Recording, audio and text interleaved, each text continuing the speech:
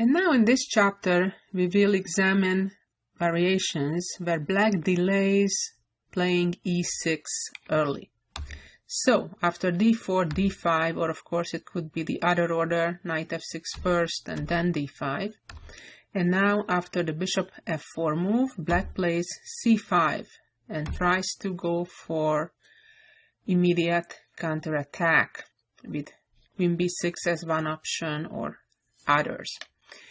So here, knight c6, and one of the key idea now is that if white plays c3, then after queen b6, and white would play queen b3 as it works in some other lines, here black after c4, and now either queen c2 when black has a very tricky tactical opportunity playing queen f5, and of course if queen takes queen b2 and black wins, so white needs to play passively queen c1, e6. I think black would have a very pleasant position. Also, if the queen doesn't retreat but trades, even though black has double pawns on the b file, actually it favors black because black opened the a file for the rook. And then the idea is to simply push the pawn up to b5 and b4 and undouble the pawn, and black actually is doing pretty well, having space advantage. So this particular order of moves does not favor white. So that is why I recommend here to play knight bd2. Of course, if black plays e6, we would just transpose to some of the lines we've seen in the previous chapters. After knight d2, there are a number of playable moves for black. For example, in the Final Four Collegiate Championship of 2016, one of my students at Webster University, Grandmaster Shimanov, was faced with bishop g4 by Barishpolets with black. That game continued with c3, e6 and queen b3. So as you can see, at times it is white who plays that same idea once the black bishop is gone from c8. Queen b6, takes. So now the big difference is that black has not played c4 yet, so the white bishop can block that potential pawn advance of the b pawn. Also now the knight is pinned and white is threatening to jump with the knight to e5. That's why black responded with knight e7, but that of course did not stop white from knight e5.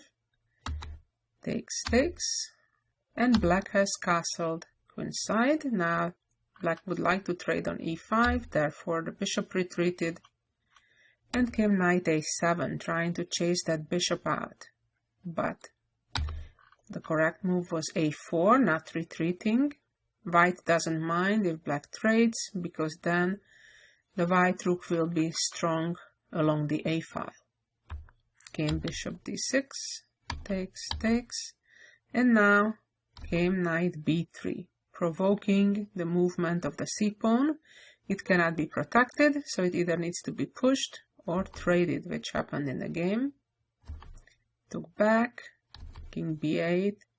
So as you can see, many times in the London system, the game becomes pretty quiet, where white has a tiny advantage, in this case, for example, by black having doubled pawns on the b file. Also, white's bishop is somewhat better than black's. Why? Because we see all these pawns on the same color of the bishops, which means that white potentially can attack one day these pawns, and black at best can defend them, but can never attack white's counterpart, the ones across. So came knight c6, king d2, and black was hoping that by exchanging the knights and undoubling the pawn, straightening the pawn structure, will solve the problems. However, it does not solve all the problems at all. because white comes first to the open file and then attacking black's pawns. As you can see, black is clearly on the defense of both pawns. And now after b4, white had a very advantageous rook endgame that was later completely winning for white. Okay, let's move back to the opening stage. Here I was showing you not just the opening phase, but it's really important to also see how typical middle games or even endgames develop in a certain opening. So after knight d2, let's look at one of the critical moves, which is queen b6. In this case, my recommendation is to take on c5. Now black has two options, take the pawn on c5 or take the one on b2. Let's first look at what happens after queen b2. Now rook b1, queen a3 or queen takes a2. If queen a2, white gets very good compensation with bishop b5, pinning. And for example, if the queen tries running back, just castling and then playing moves like c2, c4 or knight e5, white will have excellent compensation for the sacrificed pawn. Queen c3 has been played in a number of games, and in those, white continues with bishop to b5. And now the main move is queen takes c5, but there were other tries as well. I'll show you quickly a game that was played in 2016 between Perth and Costa in England. That game continued like this. As you can see, black is still a pawn up, but black wasted a lot of tempos moving the queen around to win that pawn and therefore staying behind in development. And came bishop e5 attacking the queen, queen a5 and c4. Very important when you're down material, you usually need to play dynamically, opening the position so you can take advantage of your better development before it's too late and black or the opponent catches up. The bishop retreated to e7 to avoid a fork with knight b3, but knight b3 came anyway. Queen d8 and c takes d5.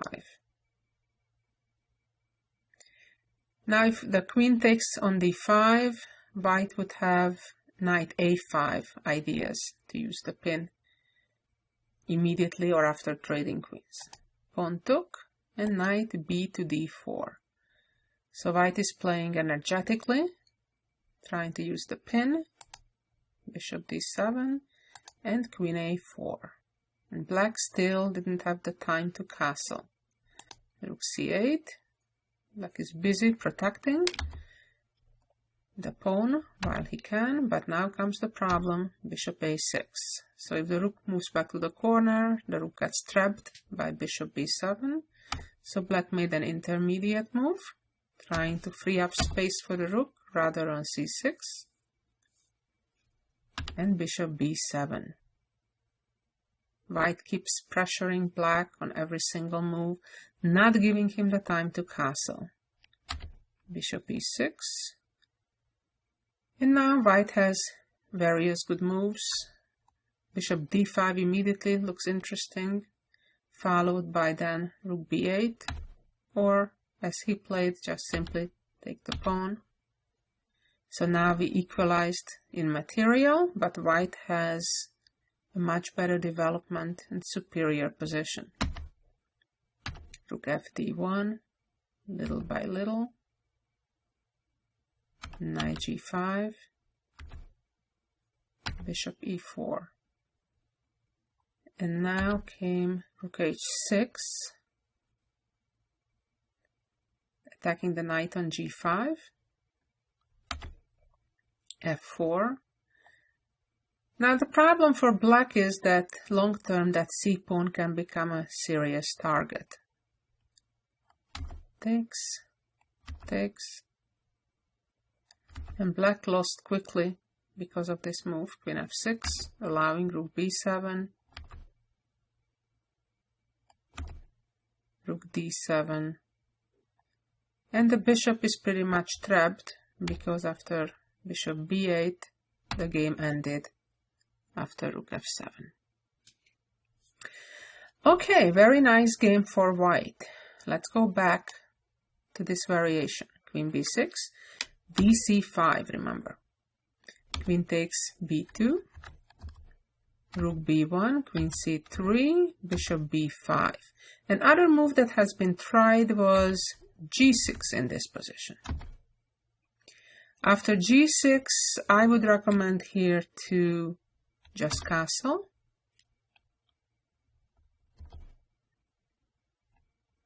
Bishop g7. And now there are options. White can play knight b3, bishop e5, or even knight d4. White certainly is doing okay, perhaps not much better, but it's a complicated position, well playable for both sides. One more time, going back to this position, queen b6, d takes c5, queen b2, rook b1, queen c3, and bishop b5. Let's look at bishop d7, which was also played in a recent game. White castled, and black took the pawn, and again a key move in this particular setup, c4, opening the position as soon as possible against black king that's still stuck in the middle of the board. Black played a6, bishop a4, and b5. That's of course giving the pawn back, but there wasn't much black could do. Take, take, and e5. But that loses a pawn immediately. So black lost this game pretty quickly. It really looks horrible for black, not only being a pawn down, king in the middle, all the pawns isolated. These things usually end very quickly. And now e4, key move to again open one more file against the black king, and black wasn't curious to find how exactly white will checkmate shortly, and black resigned.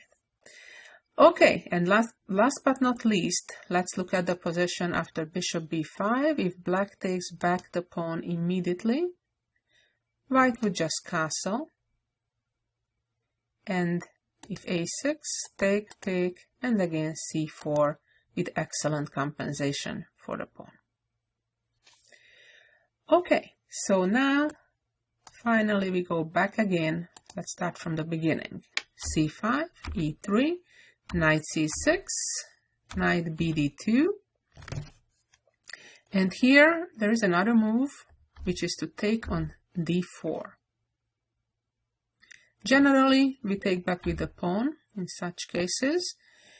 And if now black would just play e6, in that case, that exchange of pawns would favor white, because it would give, in some cases, extra opportunities for the white rook, after white would castle on the king's side, to show up on the e-file and go through e3 and come out to attack. So if black would, let's say, just play e6 and c3 and kind of play passively like this, what I'm talking about is after all that, the white rook could eventually in some lines come out and join the attack here on the king side.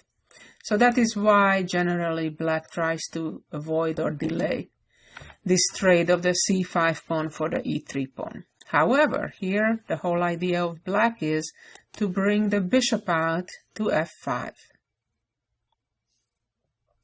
Now white has two different approaches. One is trying to play bishop b5 right away, with the idea then following it up with knight e5. It does not necessarily lead to an advantage, but it leads to an interesting game. Or play c3, which probably I would do if I have to play tomorrow. So e6, and here queen b3. Again, remember that every time either the white or the black bishop moves from the c file, this is a very typical attempt to take advantage of the bishop not being there, protecting the pawn on b7, in this case for black. If black would play queen d6, then white could just take, and then of course the knight is hanging on c6. If black plays queen b6, there were several games like that white had some advantage, both with bishop b5 right away, or just going for the endgame and then bishop b5. So the big importance here is that even though black has those double pawns, the b6 and b7 pawns, they cannot advance, and that's when they become a liability. Black played knight d7, castle, bishop e7. Just a few more moves to show you how these type of games develop. These are non-forceful moves, just different preparation moves. Slowly, slowly, nothing forceful.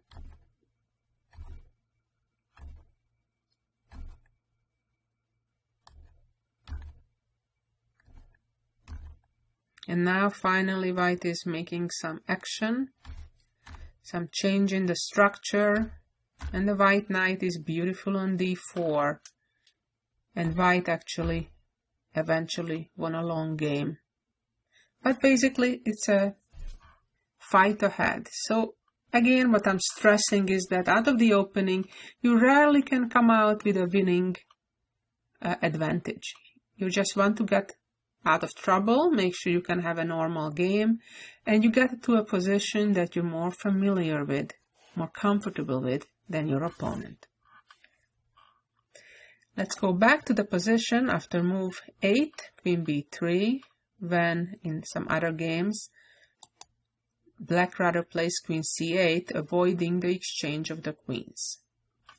And now white can try to go after black's bishop pair with knight h4. Now if the bishop would try to go to g4, that's of course very possible, but then white is ready to develop with bishop d3, and again the fight is still ahead. But in these recent games, black played bishop e4 rather, voluntarily giving up the pair of bishops to gain a little bit of momentum. Now black threatens to play g5. In the recent game between Gatakamsky and Alex Onischuk at the US Championship, white played bishop d3, but didn't get much after came bishop d6, bishop e4, and bishop f4. Black was just fine.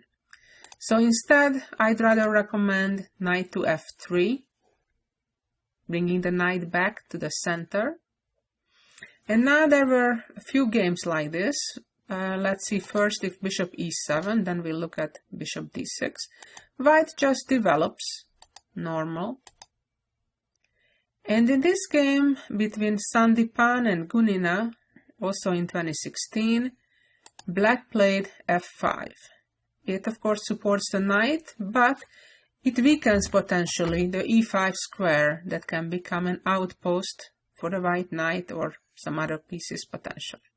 So ideally what white would like to do in such a situation, play rook e1, move the knight away from f3 somewhere, and then push the pawn f2 to f3, chasing the black knight out. That should be the game plan.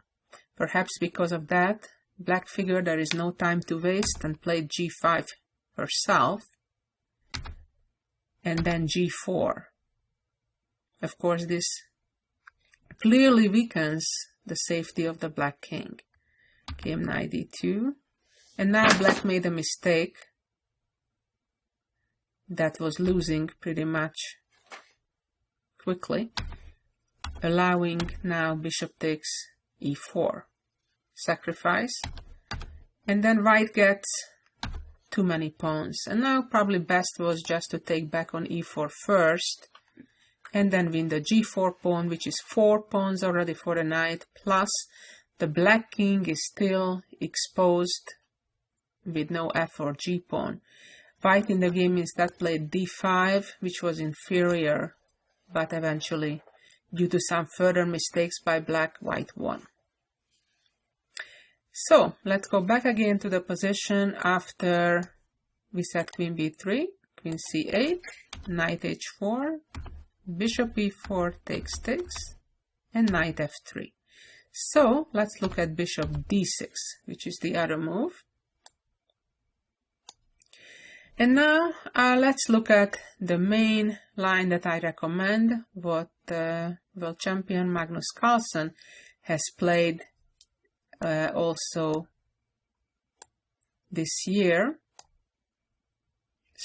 last year in 2015 against the Polish Grandmaster Wojtaszek. This is how that game continued.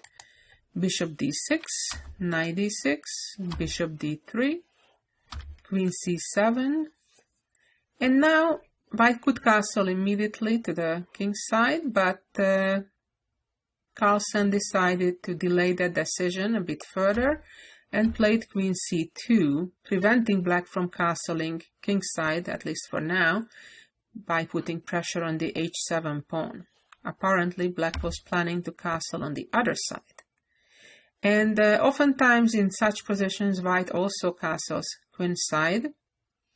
But in this case, the world champion had a different game plan and castled king's side. Now the game becomes very interesting. a4, king b8, and it's interesting to see that for a while white just makes quiet preparatory moves. Nothing urgent. It's very typical for this opening that white makes preventive moves, improving one piece at a time. And now b4, and the time is ripe. Game knight g5, not trading. The knight is aiming to go to d3 and then to c5. Also, white may be thinking to prepare c4 at the right moment, although not yet. Black played e5, trying to get some counterplay. b5, take knight a5, take, and using the momentum that the black rook on d8 is unprotected, using the pin c4. Very important move. Now white's idea is to advance the pawn further to c4, c5, c6. Black played knight e6, and now time to get the pieces back to action. And now black played queen f4, which looks like a tricky move, but it was better to hang on directly to the pawn by going perhaps to e4. White took. Black's idea was this little small combination, but now white just plays g3. Now the threat is knight e5. Black tries to trade queens, no such luck with Magnus. Queen d7, queen protected, and now knight e5. Now we can see the trouble. White threatens to take the knight on e6 and then fork. Knight c5, queen d5, preventing black from taking the pawn on a4 because of the fork. And basically the problem is the pawn on f7 at this stage. Black taking c7.